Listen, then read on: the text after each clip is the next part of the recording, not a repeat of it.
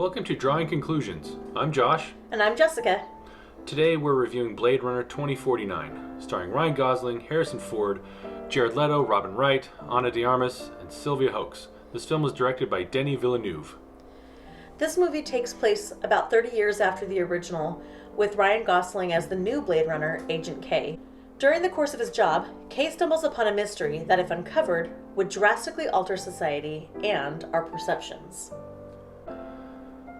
About halfway through the film, the trail Agent K follows results in him questioning his understanding of himself and his own existence.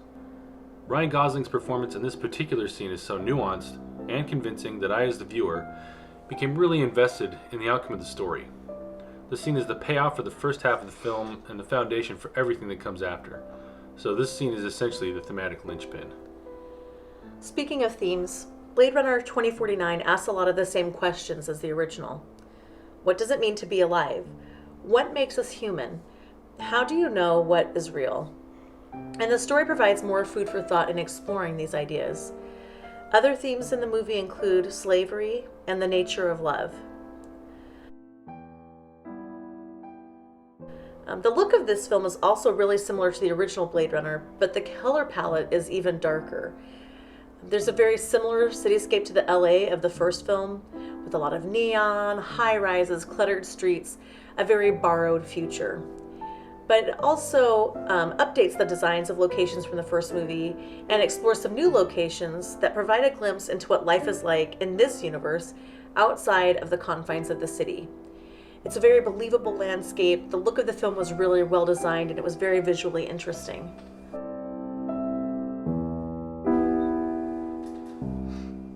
As for the poster, when I was creating it, I wanted to showcase not just the characters, but the colors of the film, and I focused on two of the major settings of the movie to do that. For this piece, I relied heavily on techniques learned from Drew Struzan's DVD about his creation of the Hellboy poster. My composition started with the main characters of the film, and all the other elements were designed around them. I started by putting down gray gesso on illustration board, then penciling in the composition. I then added acrylic paint, adding all the black first, then adding some texture by speckling black and white paint on with a toothbrush, of all things, before finally airbrushing on the rest of the colors. My last step was going in with colored pencils to add all the fine details and the highlights.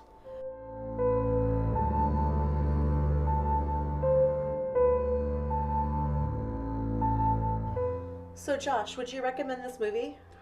I would definitely recommend this movie.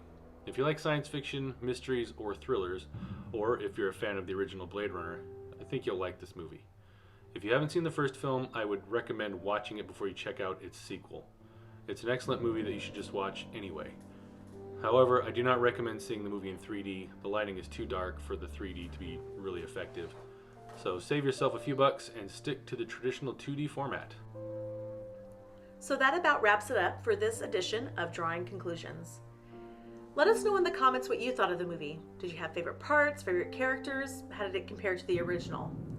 Do you think this is destined to become another sci-fi cult classic? Also, if you're interested in buying this poster or any of the other posters featured on Drawing Conclusions, both originals and prints are for sale on our website. Click the link in the video description to check that out.